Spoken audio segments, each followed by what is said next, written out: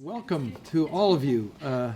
It's delightful to see so many people on such a beautiful afternoon when I'm sure people are tempted by the good weather, which we haven't had that much of recently, and also so many things going on homecoming weekend. But I'm delighted to welcome you all to this lecture, the 2018 Baylor Center for Christian Philosophy Homecoming Lecture. The philosophy department is co-sponsoring this, and also the Institute for the Study of Religions here at Baylor. So we're grateful for their help. So I'm very, very happy to welcome a good friend, John Lippitt, and I'm going to introduce him in just 1 second. But I also wanted to be sure and mention that we're privileged also to have John's wife with us here today, and I wanted to introduce her, Dr. Sylvie, I'll probably butcher her name even though she just gave me a lesson. Margaret State, I think. Close enough. All right. She is principal lecturer in media cultures at the University of Hertfordshire in the UK. So John Lippitt today is going to talk to us on forgiveness, resentment, and agapic love. I've known him for many years. I won't say how long because it makes me feel old. But anyway, he was very young when we met. John Lippitt is professor of ethics and philosophy of religion at the University of Hertfordshire in the UK. He's also an honorary professor of philosophy at Deakin University in Australia.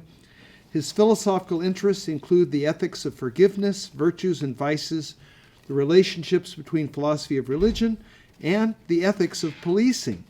He serves as an ethics consultant to the Hertfordshire, I don't even know how to say that, Constabulary.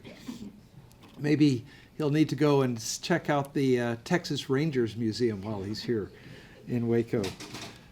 He's currently working on a book entitled Love's Forgiveness, supported by a major research fellowship from the Leverhulme Trust. Probably best known for his work on Kierkegaard, which I highly recommend, including this book, Kierkegaard and the Problem of Self-Love, which I actually assigned in a graduate seminar 2 years ago and went really well. But of course, I taught him the philosophy of love.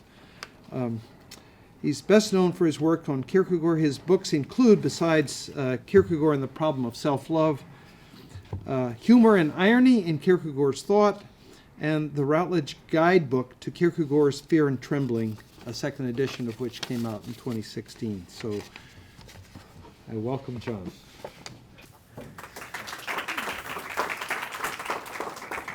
Well, thanks very much, Steve, for that kind introduction, and thank you very much for the invitation to give this lecture today. Sylvia and I both gave talks at Texas A&M University kind of yesterday, and so I have learned the complexity of the sheer complexity of when you can and can't say howdy in Texas. So I'm not even going to go there today. So yeah, forgiveness, resentment, and agapic love.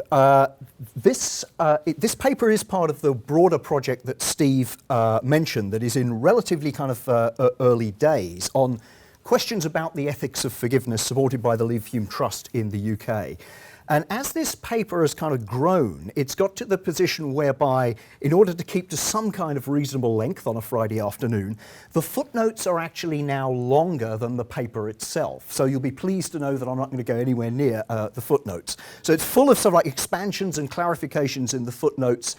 So if anything that I say doesn't satisfy you, you may rest assured that the question you have is fully addressed and adequately addressed in the footnotes. Okay, so in this paper I want to explore a fairly widespread view, the claim that whatever else it may involve, and I'm leaving open the possibility, indeed the likelihood, that there's plenty more that it may involve, interpersonal forgiveness typically involves the forswearing of warranted resentment in response to having been culpably wronged. And by the way, throughout the paper, when I talk about forgiveness, that's really just shorthand for interpersonal forgiveness. The questions about divine forgiveness, forgiveness of sins, I think raises a whole different set of issues which are very interesting, but that are not my primary concern today. So forgiveness and resentment. But I want to do so with a bit of a twist. The source of this now fairly common view is often taken to be the 18th century moral philosopher and Anglican bishop, Joseph Butler.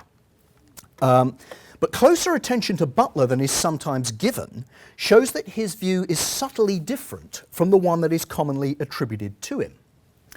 What we're supposed to transcend for Butler is not resentment per se, but its abuses, malice and what he calls the spirit of revenge.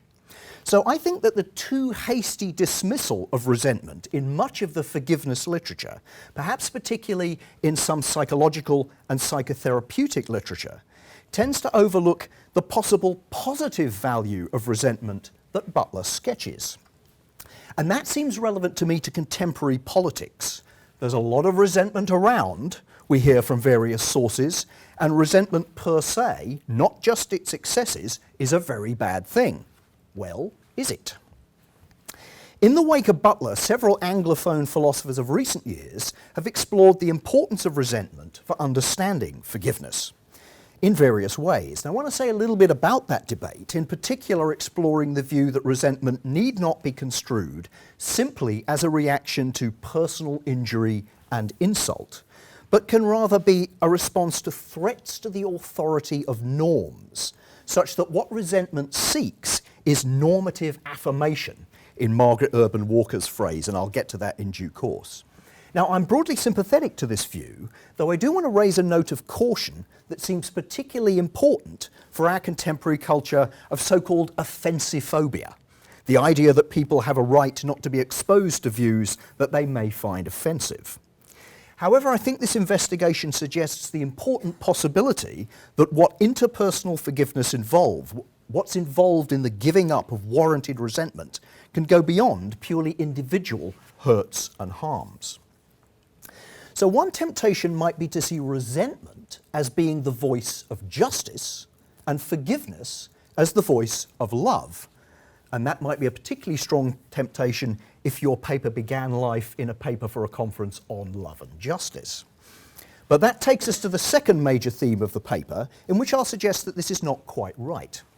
Well, how's that? Well, it's a central question in my current research, the project that Steve alluded to. Central question is, what difference would it make to our understanding of interpersonal forgiveness if we think of it as a work of love in something like Kierkegaard's sense of that term? So here the issue of justice versus love of the neighbour, or agapic love as I'll be calling it for short, takes centre stage. As Nicholas Wolterstorff has argued in his recent book Justice in Love, what he calls modern-day agapism is tacitly and sometimes explicitly committed to a view that he labels benevolence-agapism, in which agapic love is taken to be gratuitous benevolence, uninterested in the claims of justice, and for which the model is meant to be God's allegedly gratuitous forgiveness of sinners.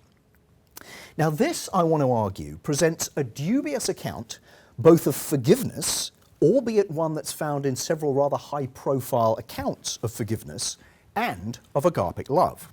So I want to explore the prospects for the alternative view that Wolterstorff labels care-agapism, in which love incorporates justice, both in general as an alternative conception of forgiveness.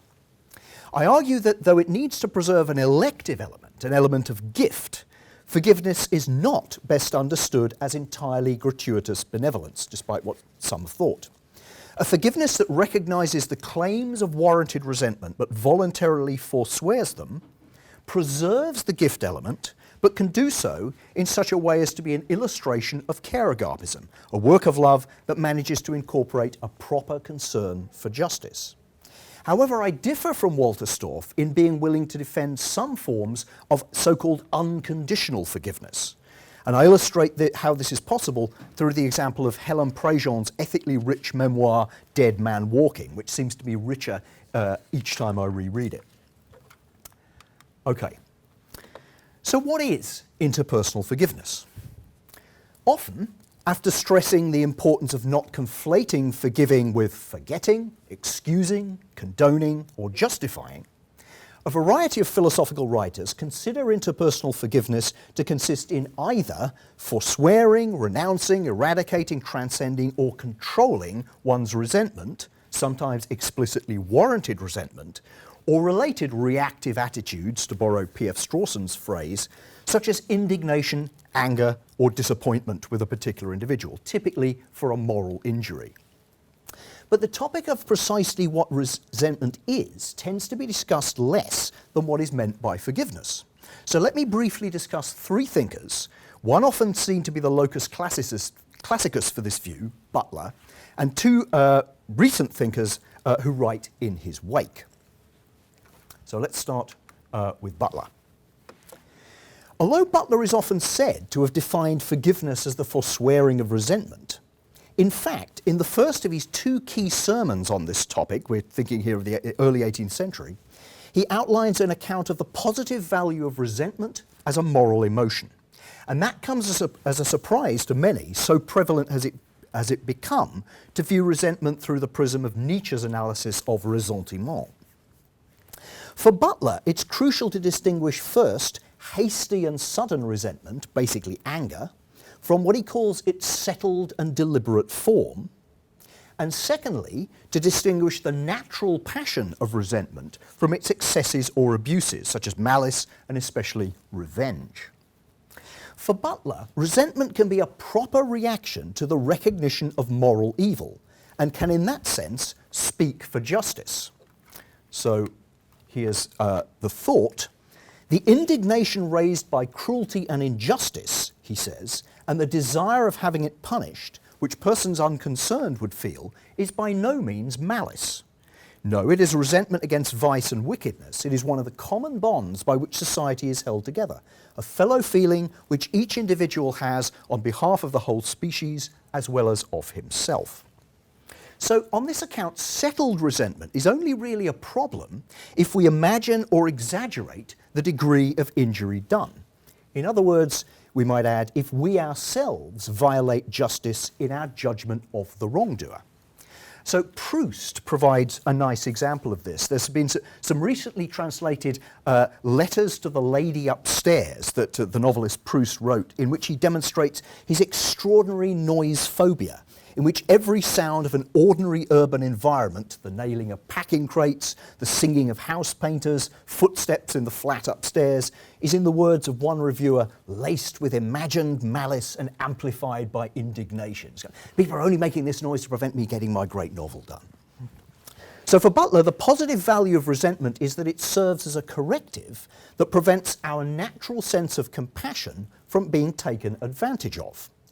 In other words, it serves as an insurance policy against our becoming moral pushovers or doormats, and thus serves justice insofar as those wronged matter. So although subject to abuses, it is in and of itself not only innocent, says Butler, but a generous movement of mind. It is in itself no more than indignation against moral injury and wickedness. So what then is forgiveness on this account? For Butler, forgiveness is not, as he's commonly presented as saying, forswearing resentment, but only the excess of resentment, the spirit of revenge, in cases of personal and private injury.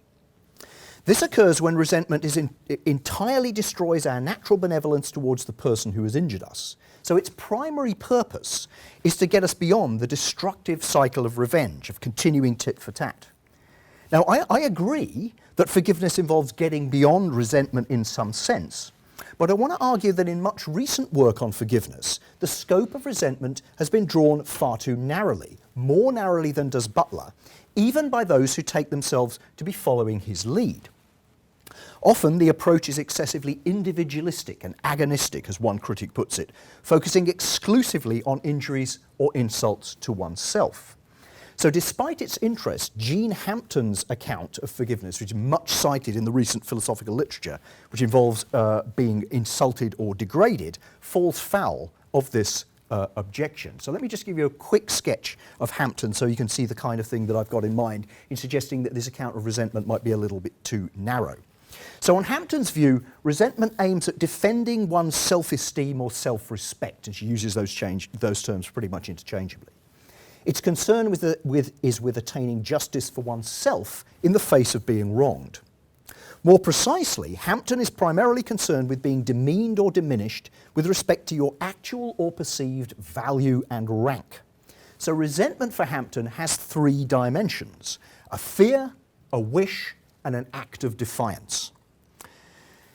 The fear aspect involves some degree of belief, which may be strong or weak, that your antagonist was right to treat you as being of low rank and value. Perhaps you worry you might in some way deserve those harms, insults, or slights.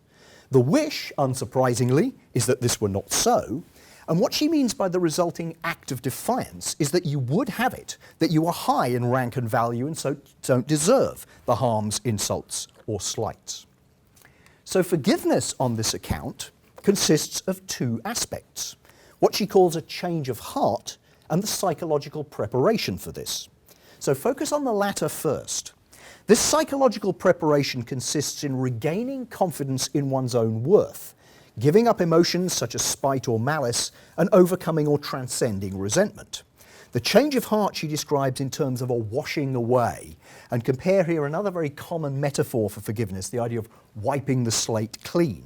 So she states, quote at the bottom of the slide, "The forgiver who previously saw the wrongdoer as someone morally bad or rotten or morally indecent to some degree has a change of heart when he washes away or disregards the wrongdoer's immoral actions or character traits in his ultimate moral judgment of her, and comes to see her as still decent, not rotten as a person, and someone with whom he may be able to renew a relationship." So what are we to make of this? Well, I dare say that this captures some instances of forgiveness, but as a general account it seems to me to have at least two flaws. Firstly, surely there are plenty of cases of holding resentment against you which are ill described by this. So for example, I can struggle to forgive you for a particular wrong. Let's say that's the time you slagged me off behind my back in order to advance your career, without it being the case that I judge you in some blanket way as morally bad or rotten or morally indecent. And nor need that be the difference between trivial and serious wrongs. I can struggle to forgive you for a far more serious wrong without drawing this inference about your character in general. So in cases like that, forgiveness doesn't work as Hampton describes it. Second, and this is more important for my own purposes here, seeing resentment as being about personal injury and insult is too narrow. So notice that Hampton offers what amount to stipulative definitions of both resentment and indignation. She offers resentment as personal, an emotion whose object is the defiant reaffirmation of one's rank and value in the face of treatment calling them into question. The impersonal variety of this is again stipulatively defined as indignation, the emotional protest against immoral treatment whose object is the defense of the value which this action violated. So Margaret Urban Walker, in I think a very rich book of about a decade ago called Moral Repair, has argued that there's a problem with this sort of characterization.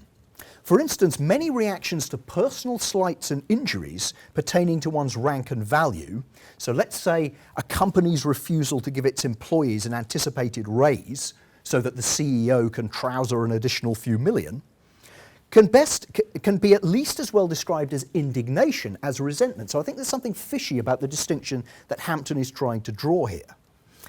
But it's interesting, I think, that Butler sees no need to draw a distinction between resentment and indignation in the way that Hampton and some later philosophers have done so.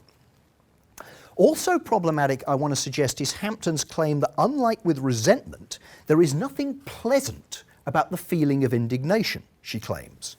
I want to say that on the contrary, shared indignation can sometimes be very pleasant, as the sharers bask in the glow of their own righteousness.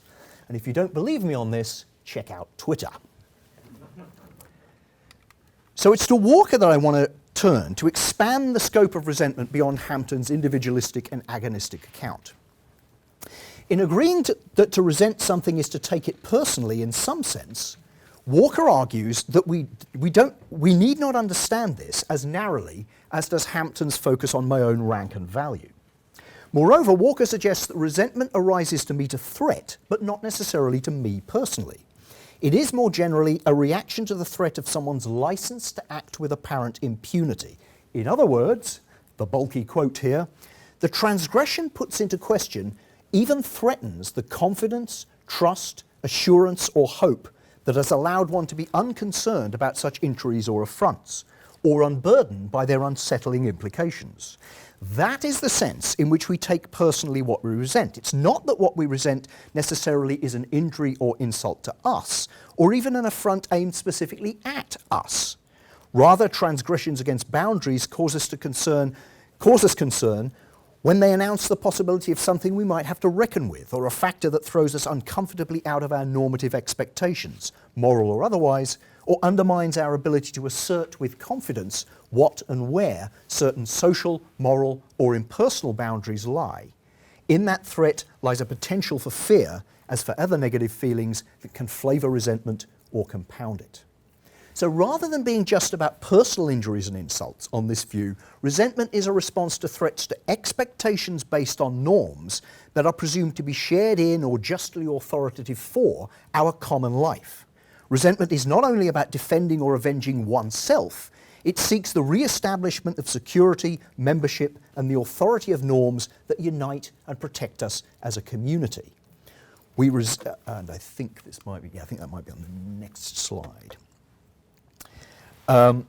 What we resent what upsets our normative expectations, and what resentment seeks is normative affirmation. So on this view, if resentment speaks for justice, then it speaks, Pache Hampton, for more than merely justice for me. So an example from Nancy Sherman's recent book, After War, Healing the Moral Wounds of Our Soldiers, illustrates this. Sherman tells of TM, a Marine now at university fresh from engagement in Afghanistan, who reports having felt waves of resentment at the easy banter of fellow students who would talk about our need to intervene in the world's conflict zones, without any knowledge or even thought about what that involvement would actually mean for the combatants on either side. So the point is that resentment is felt not on his own behalf, but on behalf of his fellow combatants who had been killed in earlier conflicts. So I'm broadly sympathetic to Walker's view, but at least one word of caution is necessary. What about unreasonable normative expectations? Recall Proust here, sort of acting as if he expected his Paris neighbourhood to be devoid of urban noise. Now, sometimes Walker writes as if we have a right not to have our normative expectations violated, as when she says that to fail to confirm the victim's sense of wrong is itself another wrong. But if all it takes to be a victim is that one's normative expectations are violated, then we are stepping dangerously close to the territory of offensiphobia, where I think that I have a right not to hear views that I might find offensive, and there does seem to be a lot of this about.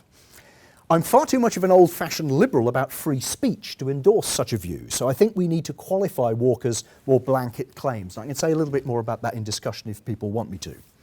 Nevertheless, her central point that in some, maybe many cases, resentment can legitimately be felt about the violation of norms which are not direct threats or harms to me seems both sound and important, and it is often overlooked in this forgiveness and resentment literature. But if that's the case, then a further question arises. So if forgiveness is in some sense the giving up of warranted resentment, or at least its excesses, then why would we forgive? One possible answer is in terms of agapic or neighbourly love, or love for our common humanity. However, if one thinks of at least some instances of forgiveness as works of love, which I'm inclined to do, what does that imply? Does valorising forgiveness amount to agapic love trumping justice? And if so, what becomes of the claims of justice? So that's at the heart of many concerns that some people have about forgiveness. So to gloss this question slightly differently, is it that resentment speaks for justice and forgiveness speaks for love, and that the valorisation of forgiveness amounts to saying that we should prioritise love over justice? Or can these worries be avoided? Is there some other picture according to which forgiveness manages to combine love and justice? And in addressing this question in the context of agapic love, I want to turn in the second half of the talk to some thoughts on Wolterstorff's discussion of this topic in his book, Justice in Love. So that's where we're going next. So Wolterstorff takes it to be characteristic of what he calls modern-day agapism, the chief proponent of which is taken to be Anders Nygren, author of the famous mid-20th century book Agape and Eros. The view that agapic love is a species of benevolence or generosity. And so Wolterstorff labels it benevolence-agapism. This consists of seeking to promote the good of someone as an end in itself, provided one does not do so because justice requires it. So Nygren's view is that justice is just irrelevant to agapic love. Agapic love supersedes it. Interestingly, for people like me interested in the philosophy of forgiveness, Nygren's model for agapic love is God's forgiveness of sinners, which is taken to be entirely gratuitous, taking no account of what justice demands, or following Luther, of any merit or worth in the one forgiven. For people who don't know, Nygren was a Swedish Lutheran bishop. It's said to be spontaneous, unmotivated, and indifferent to value. So according to Nygren, the reason the Gospels illustrate Jesus' love for sinners, as opposed to presenting him as associating with the righteous, is to stress that he loves people not because of their merits. So as Nygren puts it, it's only when all thought of the worthiness of the object is abandoned that we can understand what agape qua neighbour love is. So on this view then, forgiveness, whether divine or interpersonal, is gratuitous benevolence that is indifferent to value. And notice that one finds such views of interpersonal forgiveness well outside Nygren's theological context. For instance, there's at least a family resemblance here to what Jacques Derrida insists that true forgiveness must be. As Derrida claims that forgiving, and I'm quoting here, both the fault and the guilty as such, where the one and other remain as irreversible as evil itself, and being capable of repeating itself unforgivably, without transformation, without amelioration, without repentance or promise. So, in other words, on Derrida's view, unless forgiveness asks, expects, or even hopes for nothing in return, then it's a merely economic transaction, and thus not true forgiveness. I don't share that view. But here's a question. Even if acting out of agapic love is not motivated by justice, and vice versa, why can't the motives of agapic love and justice coexist? Even in the sense that one might promote someone's good out of both agapic love and justice. So Nygren thinks that Jesus' attention to sinners is sufficient reason to reject any reference to the claims of justice. This attention, he insists, is directed against every attempt to regulate fellowship with God by the principle of justice. In other words, for Nygren, the New Testament's agapic moral vision is directed as much against nomos, the Hebrew Bible's focus on law and justice, as it is against eros. On this view, the New Testament repudiates rather than fulfills the Hebrew Bible, proposing an alternative. Agape shatters completely, he says, the legal conception of the relationship between God and man. Agape is the opposite of nomos, and therefore a denial of the foundation on which the entire Jewish scale of values rested. So on this view, love does not supplement justice, but supersedes it. As Nygren puts it, motivated justice must give place to unmotivated love.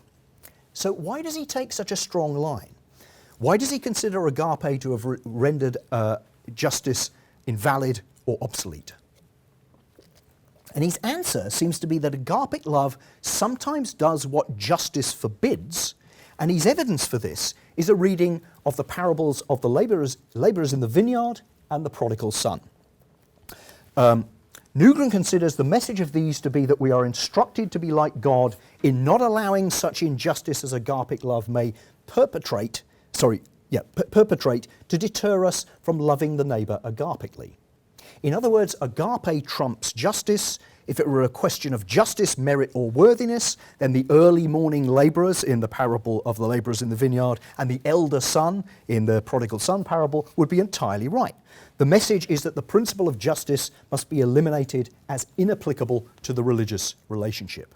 So I'm aware, and with a New Testament scholar of the stature of Bruce Longnecker in the room, I'm stepping out of my comfort zone here in talking about these kind of parables. So I'd be interested to hear what you've got to say about that. But what I'm interested in here is the specificity of Wolterstorff's counter-argument against Nugren, which I want to try and do something with. So it's Wolterstorff's argument against this position that particularly interests me. He claims that what he calls modern-day agapism's view is neither plausible as an interpretation of the founding texts of agapism, nor defensible as a systematic position. And I want to consider those in reverse order. Wolterstorff argues that the agapist simply cannot ignore the claims of justice. They intrude into his discussion. And I think there's at least two dimensions to his argument here. So, first, suppose that we accepted Nugren's theological view that we have no worth prior to God's agapic love for us, which at an institution like Baylor, I dare say many people may accept that view. It still would not follow that we have no worth consequent to that love.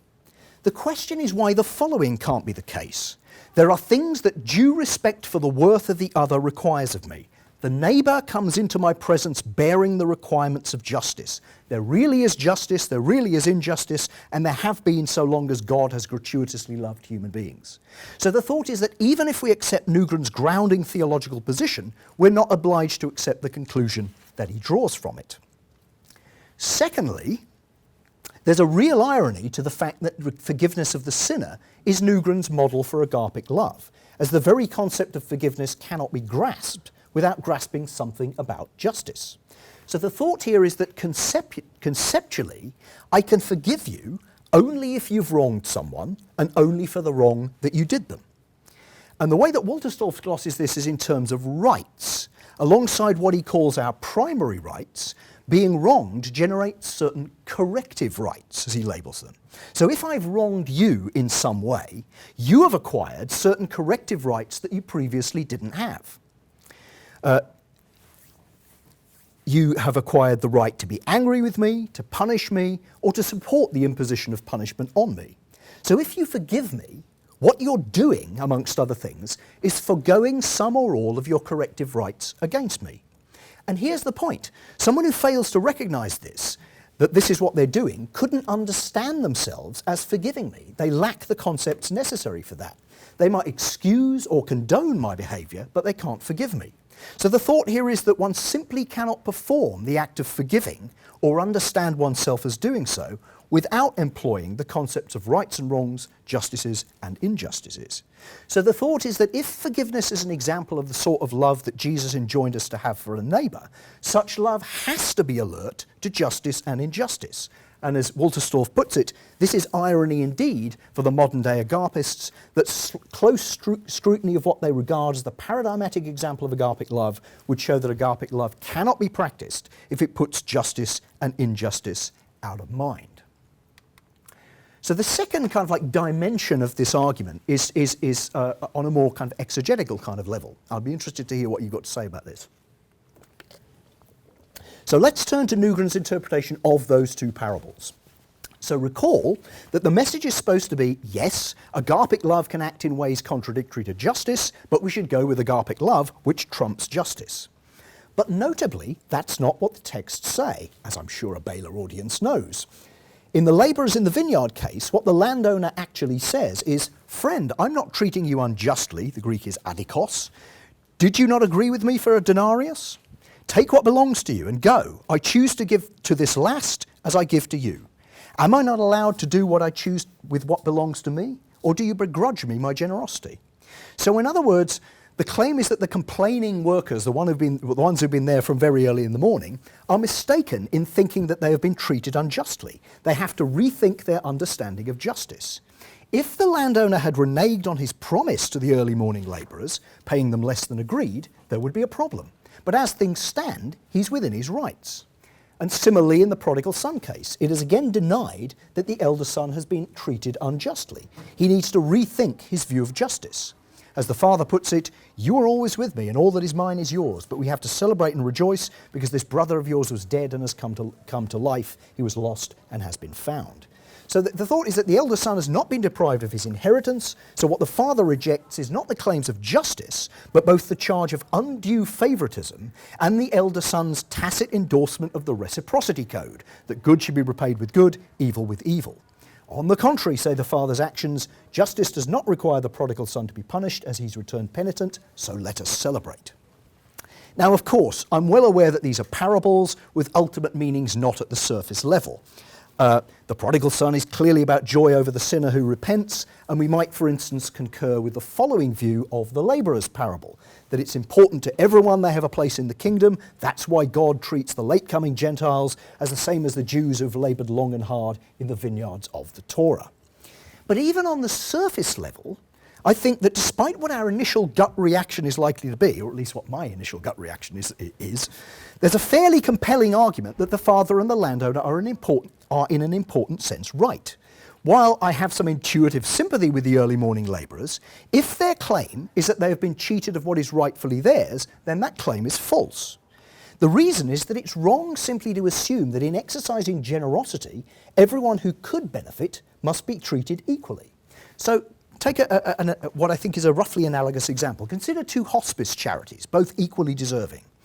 I would submit that you can choose to volunteer at one or donate to one rather than the other for fairly quirky reasons. Maybe your memories of those nurses who were so good with your late grandmother, without it being the case that you've treated the second charity unjustly. Or are you being unjust in supporting a needy child in Cambodia rather than Cameroon because you've visited Cambodia but you've never visited Cameroon? So the thought here is that what makes unequal distribution of generosity unjust is something more than mere inequality of distribution itself, or even its arbitrariness. Factors like breaking a promise, being motivated by inexcusable ill will, or prejudice, or discriminatory favouritism. But I submit it's not clear that any of these apply in either the labourers in the vineyard or the prodigal son cases. But here's the key point. Even if you don't like my interpretation of those parables, based on Wolterstorff's, Pace Nugren, the point is this: neither the landowner nor the father concede or ignore as irrelevant the injustice charge. They contest it. And in doing so, they effectively reject Nugren's conclusion that, that what we are to learn from these examples is that agapic love trumps justice. Okay, so what's the alternative? Wolterstorff seeks to defend a version of agapism such that properly formed love requires justice, a version of agapism which offers a plausible and systematically defensible interpretation of and extrapolation from the founding texts of the tradition, and that is also defensible in its own right. And what I don't have time to explore this in all its full richness, but I want to take a couple of key ideas from it. First, if we're to understand agapic love, it behooves us to consider the texts in which the second love commandment is rooted. And here's what's interesting. In Leviticus 19, as I'm sure again that a Baylor audience would know, it occurs in the context of a set of commandments to which justice is central. The Israelites are instructed not to steal, deal falsely or lie to each other, not to defraud their neighbours, to reprove the neighbour when he does wrong, but not to hold a grudge. And the text then follows this with the second love commandment, about loving your neighbour as you love yourself, which, as several commentators have suggested, it makes best sense to see, given all that has gone before, as prefaced with a tacit "in short." The two love commandments sum up, capture the essence of the Torah. Particularly notable, for my purposes here, is the idea that reproving the neighbour when he does wrong is given as an instance of love. So that distinguishes love from kindness, which, as C.S. Lewis puts it in The Problem of Pain, he interprets kindness as being the view that cares not whether its object becomes good or bad, provided only that it escapes suffering. By contrast, love, in this sense, demands the perfecting of the beloved. So on this view, and this is the second key point that I want to take from Wolterstorff, it's a good in someone's life that they do the right thing, and love will at least sometimes, maybe often, take the form of aiding and prodding them to do the right thing. Okay, so that suggests, this background suggests a conception of love which is a very long way from justice indifferent benevolence. Rather, treating the neighbour justly, roughly rendering to each her rights or desert, is a way of loving her. So this care-agapism view is an understanding of love such that seeking to secure for someone the good of being treated as befits her worth is an example of love for her. It seeks to secure both the recipient's just treatment and their flourishing. So in other words, well-formed care incorporates respect for the recipient of one's care. So when it's other-focused, care-agapism differs from benevolence-agapism in that it recognizes that justice demands of me that I treat others with the respect that befits their worth, but precisely doing this, doing precisely this may involve challenging them, aiding and prodding them to do the right thing, not just lavishing gratuitous benevolence upon them. So most of what I've been talking about here has been about our love for particular people. But notice that on this view one could also care about social institutions. That's because such entities, like individuals, can be wronged. Families can be injured, peoples can be demeaned, organizations treated unfairly, and so on. So a city, a family, or a people can rightly feel itself insulted when its worth is not recognized, when it's treated as having less worth than it does have. So we can care for social institutions as well as individuals. That is, we can concern ourselves with injustices done towards them and their flourishing. So, okay, what are the implications of all this then for forgiveness? So having travelled a fair way with Wolterstorff to this point, I want to now put some distance between us. Because to the question of why, if resentment is warranted, one would forgive, I find Wolterstorff's answer a bit disappointing. Essentially, it is that one usually forgives because the wrongdoer has repented. Now that may be true, but I think it begs the question in favour of conditional forgiveness, that forgiveness is fitting only in certain conditions, typically the repentance, apology, amends-making and so on of the wrongdoer. So an alternative answer to why we might forgive, and one that I might have expected Wolterstorff to have some sympathy, would be one forgives out of love, which also makes room for certain kinds of unconditional forgiveness, which might be manifested in at least some cases where repentance, atonement, or amends-making is not forthcoming, at least thus far. And that qualifier is going to turn out to be important. The objection often raised to unconditional forgiveness can be phrased in terms of the discussion so far. Isn't unconditional forgiveness just gratuitous benevolence? In other words, doesn't it ignore the claims of justice, and so isn't this a problem?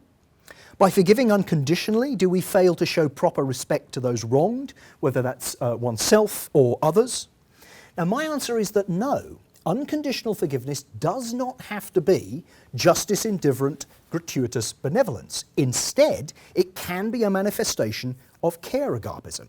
So consider some admirable cases where forgiveness or the forswearing of revenge is offered preemptively, i.e. before there are any signs of repentance in the wrongdoer. So given lack of time, I'm just going to give a couple of contenders here without being able to argue in full for why I think they are contenders here. But think about Nelson Mandela, who in The Long Walk to Freedom claims that on his release, quote, "I wanted South Africa to see that I loved even my enemies, while I hated the system that turned us against one another." Or from my own country, the UK, Gordon Wilson, who in a famous BBC interview days after the death of his daughter Marie in the IRA bomb in Enniskillen in the late 80s, asserted that he bore no ill will or grudge and committed himself to pray for the perpetrators tonight and every night. Now, it's been claimed that Wilson's words stopped in their tracks immediate loyalist revenge bombings. And one historian of the so-called Troubles in Northern Ireland claimed that no words in more than 25 years of violence there have had such a powerful emotional impact. Now, let me be clear here. I'm certainly not claiming that all cases of preemptive forgiveness are admirable. I don't deny that there are some cases where, for whatever reasons, perhaps the view that forgiveness is our duty, people do express forgiveness prematurely. They say that they've forgiven when they are in fact, for very good reasons, not ready to do so. And in some cases, I'm sure that is self-deception. But in other cases, I think it can be a kind of vow. In saying that I forgive you, what I'm doing is committing myself to trying to do so. And perhaps that fits the Gordon Wilson case. So So nonetheless, I'm taking it that there are genuinely admirable cases of preemptive forgiveness, even if there are also problematic ones. In such cases, as I've argued elsewhere, such forgiveness is offered in hope. Part of what is happening here is that the forgiver is hoping that the wrongdoer will repent, turn around, and is sometimes hoping that the offer of forgiveness itself may be a catalyst for that repentance. If you think of the courtroom statements to Dylan Roof in the wake of the Charleston shooting a couple of years ago, it seems to be clear that that's what's going on. That's what they're doing in offering their forgiveness in that way. Oddly, despite the fact that he discusses both the forgiver and the repentant wrongdoer hoping for reconciliation, Wolterstorff doesn't consider this possibility of the forgiver hoping for repentance or moral reformation in the wrongdoer. Nor does it seem right to claim, as Wolterstorff does, that forgiving a person despite the fact that they don't think that they have done wrong amounts to not taking them seriously. Again, you might hope that they come round to seeing things the way that you believe to be correct. Now, of course, in any given case, self-serving bias, or what Butler calls our numberless partialities for ourselves, might mean that the forgiver's interpretation is wrong. But assuming that there are cases where the forgiver's interpretation is entirely reasonable, then in such cases, hoping that the wrongdoer comes round to seeing the truth of the situation is certainly not failing to take them seriously.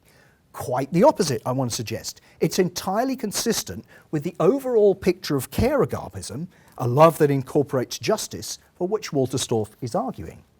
So to hope that you come to see the situation in the way that a reasonable observer would, which might involve you coming to see beyond your own biases, that can itself be seen as an act of love for you, insofar as it is to hope for something that is for your own benefit. Now, of course, again, this principle can be abused. Just as there can be indefensible forms of paternalism, it may be done in a patronising way, but it needn't be, and the mere fact that paternalism can be abused doesn't rule offside all kinds of putting pressure on someone to decide to act in a way that one regards as good or right, when one believes that the person himself is not inclined so to act. So this doesn't necessarily fall foul, I'm claiming, of the standard objection to paternalism that it amounts to failing to pay the person a due respect that is owed them as a rational moral agent. I just don't think it fits that description at all. So if this is a bit abstract for you, let me try and illustrate this with a concrete example. As I say, a memoir that seems to me richer each time I kind of look at it. Helen Préjean's memoir, Dead Man Walking, first published in the early 90s. So Préjean, you might recall, was a Catholic nun who was invited to become a spiritual advisor to a number of death row inmates in Louisiana, as a result of which she became a passionate campaigner against the death penalty. So I want to focus in what I want to say about this on one relationship in particular with a convicted murderer called Elmo Patrick Saunier. So what I'm suggesting here is that Préjean offers a certain kind of unconditional third-party forgiveness. And I need to make a case elsewhere about the legitimacy of third-party forgiveness. If anyone wants to ask me about that, we could discuss it. I believe that there is such a thing. There are certain circumstances in which it's necessary. Préjean offers a certain kind of third-party forgiveness, but one that is not subject to many objections often raised against unconditional forgiveness. Her forgiveness of Saunier combines an element that she takes to be her duty, but also an element that retains the gift element of forgiveness. So some of the parents of Saunier's victims have reduced him to the status of a moral monster. They just want him to fry. While understanding this response, Préjean, by contrast, manages to transcend her feelings of revulsion towards his actions to offer him, from near the beginning of their relationship, a respect, indeed I would say a love, based in the belief that however horrendous his crimes, he too is a child of God. However, it doesn't stop there. Kierkegaard, in his discussion of loving the people we see in works of love, argues for a need to go beyond just this, since this value, the value that each of us kind of have, is manifested uniquely in each case. So loving the specific people we see involves loving them as distinct individuals rather than fungible or replaceable recipients of a generic respect or benevolence. And what I want to suggest is most admirable about Préjean's attitude towards Saunier as their friendship develops is this ability to reframe him, so as to be able to see, as well as the common humanity in him, the potential in him as a specific individual. She describes how she came to view Saunier as an individual who, despite his egregious crimes, was worthy of her care and understanding. So notice here that it isn't that Saunier's good qualities immediately impressed her. So while her attitude to him goes beyond mere recognition respect, that which is owed to any person in virtue of being a person, it isn't evaluative respect in this sense. I'm drawing here on Stephen Darwall's famous distinction drawn by Stephen Darwall. Rather, I submit that what Préjean manifested was what has elsewhere been called love's vision. In other words, an openness to seeing the good in Saunier that preceded any recognition of specific positive qualities in him. In combination, that respect and love seems to have a profound effect on Saunier. By the time the last of many appeals against the death penalty has failed, and it's clear that he will be sent to the electric chair, Saunier has grown as a human being. He seems to have manifested publicly both the repentance that Préjean hoped for and a gratitude for what others have done for him. In the final days and hours before his execution, he expresses a real gratitude to her for being, he says, the first person to show him what love really means. And he says it's a shame a man has to come to prison to find love. And his gratitude is also extended to the lawyer who tries, ultimately unsuccessfully, to get his sentence commuted to life imprisonment, and to the chef who prepares him his final meal. Crucially, having earlier been tempted to use his final words to show hatred and defiance, in the event he asks forgiveness from the father of one of his victims. So what I want to suggest is that Préjean's agapic love for Saunier looks like a successful example of what Kierkegaard is getting at when he says that at its best, love loves forth love. How treating someone with agapic love can bring out the best in them. Now again, don't misunderstand what I'm claiming here. I'm certainly not claiming, with the Beatles, that all we need is love. Simply treat a murderer well, stand back and watch them automatically repent and reform. My claim is rather, firstly, that in at least some cases, exemplary agapic love can bring this improvement in the person loved, and secondly, that such love is an example of care-agapism, in which concerns for the flourishing of the individual, albeit in this case within the context of a present situation, is combined with justice being done. Préjean reframes Saunier so as to be able to want the best for him that is possible in his circumstances, and to do what she can to try to bring this about. And crucially, I think, the justice is twofold. Firstly, justice to Saunier's victims and to the broader society. For all her campaigning against the death penalty, Préjean never denies that it is fitting that Saunier be punished. That's just a given. The disagreement is about whether the death penalty is a good or bad idea. But it may be that we might better think of punishment as having, as Joel Feinberg has argued, an expressive or a reprobative function, signalling society's disapproval of certain offences rather than its primary function being retributive. Though that, of course, is a whole separate discussion in the philosophy of punishment. In this sense, and this I think is important, Préjean might even hold on to some degree of resentment in Walker's expanded sense of the term, insofar as this warranted resentment speaks for the victims of his crimes. So that's the first bit of the justice for victims and society, but the second dimension is justice for Saunier, seeking to secure for him the good of being treated as befits his worth, that is, not rejecting him as a moral monster, offering him, despite his egregious crimes, the respect owed to him in virtue of our common humanity. An exemplary love like Préjean's may go further than that.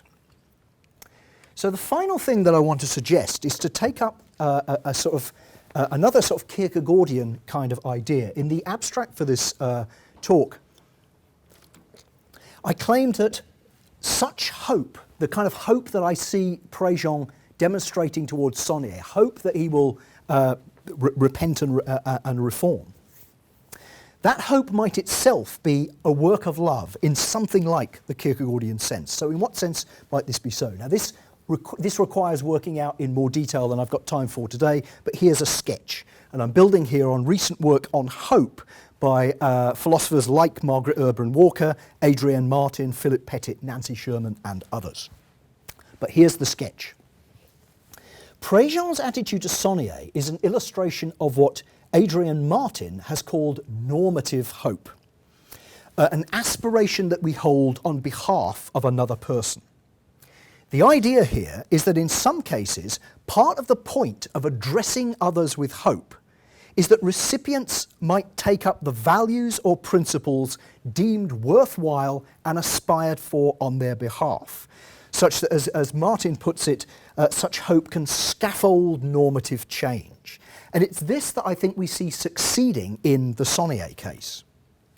Sherman reads hope in another person, like resentment towards another person, as a call and response kind of reactive attitude. In other words, an address to another that we are holding him to account. So I was interested earlier today to learn about Steve's accountability project. This is a brief reference to the notion of accountability in at least one sense of the term here. So an address to another that we're holding him to account, albeit, I would add, one that typically issues an indirect challenge rather than makes a direct demand. And there might be a point here about indirect communication for Kierkegaardians as being an important way in which this gets passed over. Several scholars have sought to distinguish hope from optimism, and Sherman's version of this, I think, nicely fits the Préjean case. Unlike a merely optimistic temperament, it's all going to work out fine. What we have in the case of normative hope is an aspiring attitude with regard to worthwhile ends that we set for others. Hope presumes that possibilities are open, a prospect that can galvanize energy, stabilize focus, and fortify resolve. So what I'm suggesting is that this can be a work of love insofar as this is underpinned by Préjean's care-agapism towards Sonnier. So such love may not literally hope all things in the Pauline phrase that Kierkegaard explores, but it certainly allows one to hope in a way that the attitude that Kierkegaard calls sagacity cannot. So how's that? Well, as Philip Pettit has glossed this idea, to hope involves investing the scenario with a level of confidence that may exceed the confidence of one's actual belief in the prospect. In other words, an attitude of hope redirects attention, desire, and imaginative planning to possibilities that are more fact-processing, probability-assessing, evidence-seeking mentality, what Kierkegaard calls sagacity, roughly, would likely reject. But this should not be thereby dismissed, in my view, as irrational, wishful thinking. As Pettit nicely puts it, forming the hope that a particular scenario will eventuate, or at least eventuate in the event of you taking a certain initiative, is a way of handling the hurly-burly of belief. It frees you from the bleakness of beliefs that wax and wane unpredictably in level of confidence.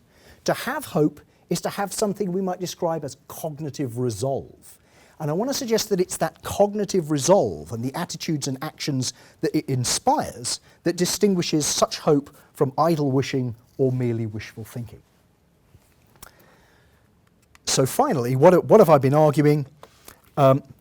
Against those who give short shrift to resentment, viewing it as an entirely negative emotion that forgiveness should seek to overcome because it's negative, I have, drawing on Butler and Walker, given a sort of 2 cheers for warranted resentment. Nevertheless, I still hold that forgiveness, which requires forswearing or transcending resentment's excesses, is in many cases something admirable. And the reason why I have argued is that forgiveness needn't be, as some of its defenders assume, an instance of benevolence-agapism, which I've rejected. Rather, I think it can be an instance of care-agapism. And so I've suggested there is an understanding of forgiveness as a work of love which contains hope, that manages to incorporate both agapic love and a proper concern for justice. So if you have been, thank you for listening.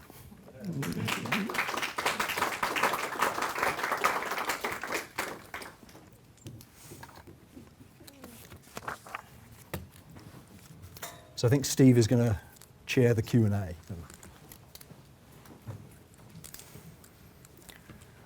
So John, thank you. That was awesome. Amazing amount of literature that I found really helpful, and I found it very convincing. But anyway, we have some time for questions and discussion, so I will be glad to call on people, and hopefully John will be doing all the answering. Todd, here. So right at the end, when you were, in fact, it may be helpful to go back one slide when you were speaking about the role of hope in this. You were using the concept of aspiration to explain, in some respects, the way in which we might treat someone as we want them or hope that they will become. And using the word aspiration struck me a little bit strange, so I wanted you to go back to that and explain it, mainly because I think of aspiration as an attitude I might have to the sort of person I might become. So I aspire to undergo certain changes or developments or really to become a new kind of person. But I didn't see how I could quite aspire for the person I'm forgiving or the person whose behavior has offended. I didn't see how aspiration worked there. So, because I didn't see how I could aspire, for instance, for you to become the kind of person who's worthy of forgiveness. Right. I can't aspire for you to become anything. I'm just trying to find where I mentioned aspiration, actually. Did I do that? Yeah. So, sorry, I didn't know exactly what it was. I thought it was on this slide. Yeah. Maybe, Let's see. maybe I'm reading too much into the word, but I just wanted to invite you to go back to that and explain how you were thinking of that. Yeah, I mean, I certainly don't. The fact that I have to ask myself, did I use the word aspiration? Should tell you that I'm not committed to the use of that sort of like to that term. And what you say sounds right. It is certainly the most natural way of thinking about aspirations in terms of for oneself. So if I used, I need to look back, but if I used the term, if I did use the term, then I think what I was thinking about was more the idea that sort of she is trying to encourage Saunier, as it were, to step up to the plate of trying to do. In some way, he can't put right what he's done wrong, but he can at least repent and atone for what he's kind of done. So really, if aspiration plays a role there, it is precisely on the kind of level that you are kind of describing, that she's trying effectively to present him with a challenge such that, oh my God, what can I do in this situation? Not to put things right, to at least offer my repentance and make whatever amends I can for the things that I've kind of done. So I'm trying to generalize, I think, from that one kind of example. But I think what you're suggesting is that does seem the most natural way of thinking about aspiration. So I'm not, other than the way I've just illustrated, I'm not committed to the use of the term aspiration for others in the way that you're kind of saying. Yeah. So really, her hope is a facilitator of his aspiration. Yeah, Right. that's a nice way of putting it. That sounds like the view that I want to defend. Yeah. Okay. Thank you.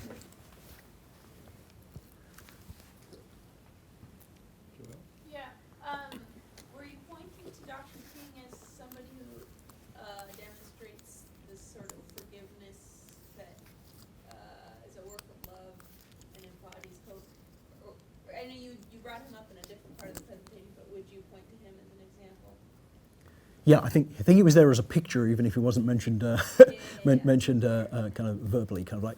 So give me your question again I just about. if you would point to him as somebody who's doing the kind of forgiveness you're talking about here, and maybe I guess the party he's forgiving would be, American society, or as he's engaged in social justice work. Yeah. I think I'd need to think that through in more detail, but that sounds plausible. It sounds plausible that he would count as an example of the kind of thing that I'm kind of describing. I mean, there's limits to the analogy maybe, but you can draw some analogy, I think, with the South Africa case, the notion of Nelson Mandela and the whole tradition of King about the non-violence in responding to sort of like the injustices done to black Americans. So yeah, I think he does work as an example in that way. Thanks very much for your talk. Thank you. This is mostly a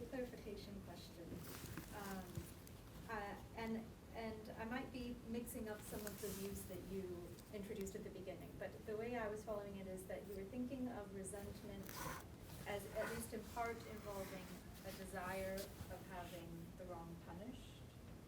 Is that correct? Not necessarily.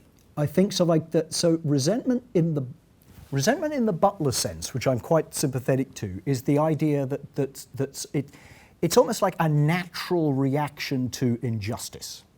And the question then for Butler is sort of like, well, what do we do with that natural reaction? And what I was arguing against was a whole strand of writing on forgiveness, particularly I think from within, but not exclusively within psychology. And I'm also not saying that all psychology does this. Plenty of psychology literature it doesn't make this mistake. But there is a tranche of thinking about, well, resentment's just bad, right? So we just got to get rid of that. What I find interesting about Butler is that he says, wait a minute, hold your horses here. They're kind of like, that if resentment is a kind of like a natural reaction to a wrong having been done, then maybe that has some positive kind of value. Butler's question is, well, as a Christian, he went on to become a bishop. His thing is, well, why would God have implanted in us these kind of reactions if there wasn't some kind of value? Is that all bad, or might there be something of value kind of in there? So his distinction is between, as I was trying to stress, the difference between sort of like resentment as this natural reaction to an injustice, which is, he's uninterested in the kind of distinction between resentment and indignation that is drawn elsewhere. So it's a distinction between that natural reaction and the sort of excesses of resentment, where I fester on this wrong and I imagine you've done some wrong to me, and the whole thing grows in my mind, and and that's when the idea about I want to see you suffer. That's on the side that he wants to. That needs to be rooted out. But the resentment itself as this natural reaction, that just speaks for justice. So don't give it a bad press, I think Butler would say to this contemporary strain of psychological literature. So I don't think resentment has built into it, in and of itself, the idea of the desire for punishment to be done. Though that, I think, is probably going to vary from case to case. Okay, but maybe I'm not. I guess maybe my larger question had to do with the relationship between between forgiveness and our response to or desire for justice to be done. So you made a case that they're compatible, but it wasn't clear to me whether you thought that there were any instances where forgiveness or love would require that we set aside justice, or just that in some cases forgiveness and love are consistent with the pursuit of justice. It's more the latter. It's what I'm trying to reject is the idea that, Newgren was the example I discussed, but you can find others in this literature about, no, if you're going to be committed to love in this agape sense, then justice is just off the table. That's what seems to me to be problematic. And it interests me that there are versions of this. I made a brief reference to Derrida, but there are others one could name. Well outside that particular kind of theological context. So what I'm trying to do is to make space for the idea about getting that idea that that agapic love always trumps justice is off the table. That seems to me to be wrong.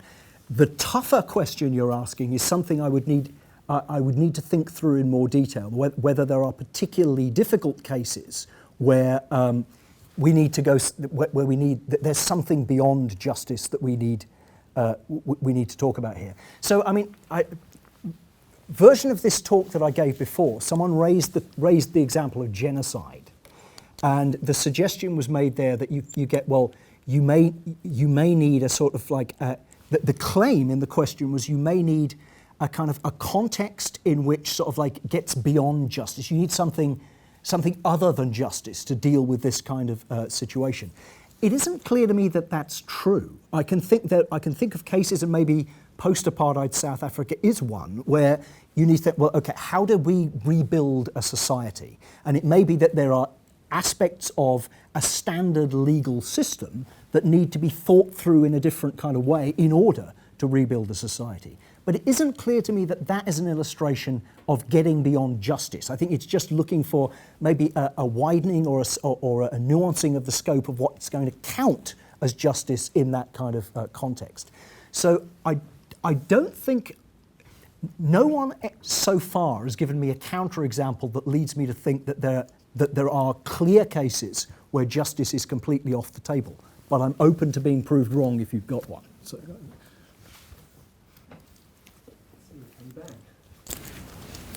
Thank you. I have a follow-up question related to the last Sure. question, which is at one point you rightly kind of bracketed the whole question of retribution versus correction. But I wonder if, I guess the broad way to put the question is, do you think you can really make your argument without actually having an operative, detailed account of justice? Mm-hmm. Right, and kind of wading into those kind of messy issues. And so in the larger project, do you actually have a fuller account of justice that you articulate as part of your argument? I realize you can't go into that in detail here, but have you kind of, I guess, come to terms with that aspect of your argument? That's a really good question. The answer is no. That's something I need. I think I do need to delve in more detail into at least aspects of the justice literature. But that, as I said, this is relatively early in this project, and so that's something that is on the lengthy to-do list for the project. But so, yeah, I think that's right. I'm interested though in so I have a sense about why I need to do that, but I'm interested in what you connected it with the retributive versus expressive kind of punishment kind of notion. Is that where you think you see that coming in, or is it a broader kind of question about the need? You could back up another step, right? You could think of it in terms of the traditional debates over whether justice, the extent to which justice is best understood as an internal versus external sense of right order as individual. And the whole focus, because you're opposing the kind of atomistic individualism you see at work, I think you're actually recovering this kind of bridge between what people in our culture tend to think of as justice as sort of either an internal order or a social political thing. And in fact, you're trying to bridge a gap that has traditionally been bridged as a sense of proportionality or an analogy between the psyche and the polis. Yeah. So it seems like there's some work of recovery that's also at stake in the project. Right. Yeah. The sense of harmony. So I'm aware of some stuff that I need to read in more detail on this, but I will be very happy to take suggestions if you think there's other stuff that I need for the project. That would be a very welcome if we could maybe have a chat after the talk. Thank you. Let's see, Alex, and then Mike. So I'm wondering about forgiveness as forswearing of excessive resentment. It seems that forgiveness in itself is supererogatory. It may be a duty in special cases, but like if you yourself are a sinner and want forgiveness from God, you forgive out yourself. Just understand.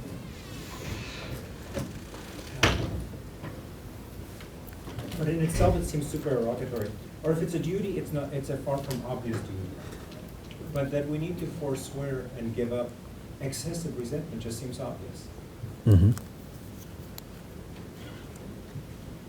It just seems a trivial truth, just by the meaning of the word excessive. Right, but what I was that wasn't supposed to be the take-home message of the talk, right? I mean, so as I said in response to the lady here, what I was trying to what interests me about Butler was the attempt to try to recover a sort of positive value for resentment. The way in which the giving up, the forswearing of excessive resentment arises from that discussion, because a very standard way of thinking about this is that kind of forgiveness involves forswearing resentment. but I'm saying, well, no, there's a more limited claim about forswearing its kind of excesses. I take it that there is something obvious about that claim, but that the claim is distinct from the one that is made in the broader kind of literature, shows a need, I think, to judge that literature in a rather different way. To say, well, does what you are prescribing as a result of the claim that forgiveness involves forswearing resentment, how does that shift if we make this more modest kind of claim about a particular dimension of what forgiveness involves? So are you thinking that forgiveness is more than just forswearing excessive resentment? Yeah, I wasn't offering that, and maybe this wasn't clear again. Footnotes versus text. What I tried to say at the beginning about whatever else it may involve was at least a nod towards this idea that sort of, okay, I'm not saying that, okay, big news, guys, this is what forgiveness is. I was just trying to take up a particular subsection of the forgiveness literature that makes this absolutely central and to make some problems for a standard sort of kind of reading. I'm actually rather skeptical of the whole maneuver of trying to offer a kind of like a catch-all kind of definition of what forgiveness is, because on this kind of thing, I have broadly Wittgensteinian sympathies about the kind of like the importance of particular cases and so on. So I'm not trying to offer a generic theory of forgiveness, but I was trying to place a particular kind of debate within a broader subsection of the forgiveness literature, which talks about this relationship between forgiveness and resentment. Yeah. Yeah, I'm wondering, part of when you brought in Bishop Butler, it was to remind us that he thought resentment was kind of natural reaction, and it's had a positive place in our moral thinking and moral behavior. If you're an Aristotelian, that sounds like commonplace.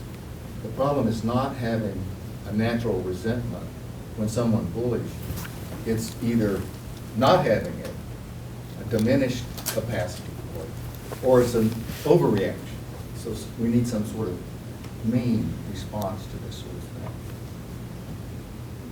Is it Butler, being a Christian, was not inclined to think in that way, and that's because of the way in which agape or something like that pushes out other kinds of moral categories? Can you say a little more? I'm not sure I quite get the question. It sounds like you're saying that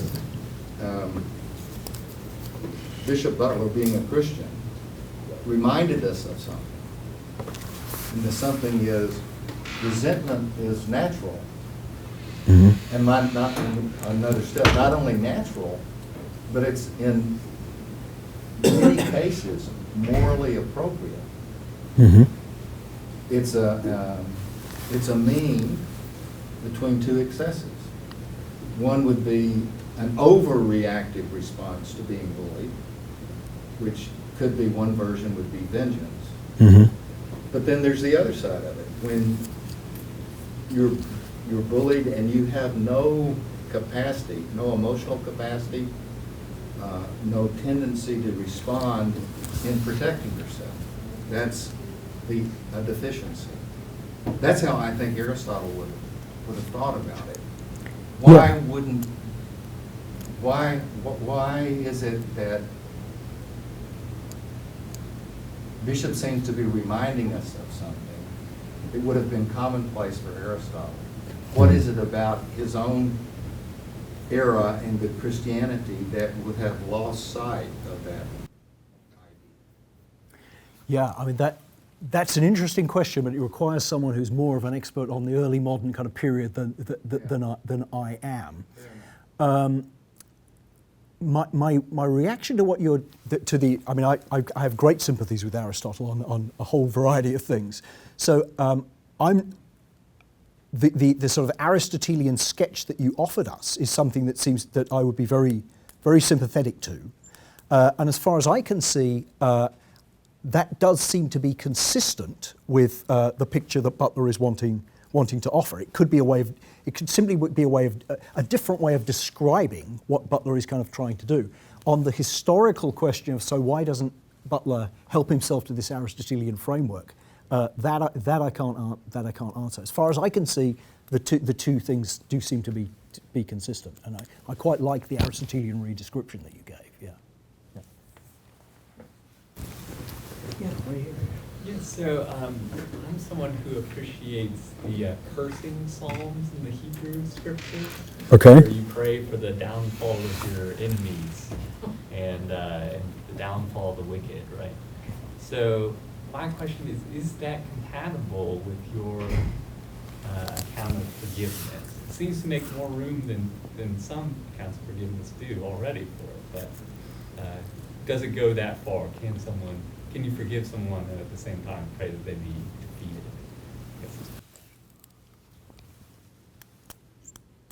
My suspicion is that the details of the particular case are going to matter an awful lot there, I think. I think that raises what it raises is a question about kind of like, well, forgiving who for what?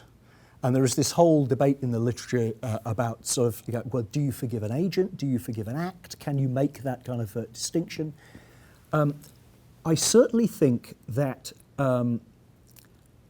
wanting to see someone defeated is consistent with a view that sort of like, if the reason that you want them to be defeated is because they are pursuing something that is contrary to the good, then it seems to be a fairly natural corollary of my view that you would want for them to be defeated.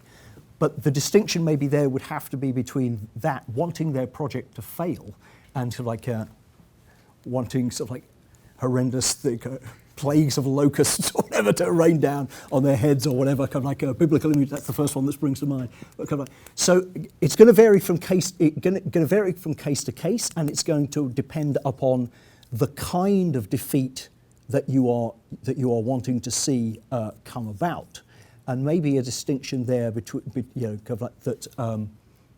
There are ways of willing the defeat of a project or someone's kind of project that don't seem to me to be the spirit of revenge. They could be precisely in pursuit of the good, or what you believe to be the good. So I think the answer to your question is, I think I give a tentative yes to that. I think there could be a consistency there.